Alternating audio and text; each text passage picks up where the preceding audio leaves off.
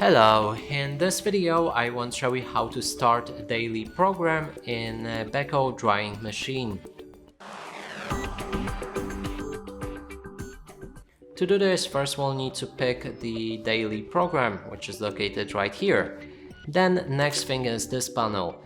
Here we'll be able to switch between dryness level with the first button, and you can switch between iron dry, cupboard dry plus, and extra dry. Next is the lights inside your drying machine that we can activate or deactivate. Next is the alarm sound. When activated, you'll be notified with the sound when the program is finished. There's lower temperatures that we can activate or deactivate. When they are activated, as you can see, it takes longer. Then there's a timed program, but in this case it's not available. And also last thing is that you can set the specific time when this program should be finished.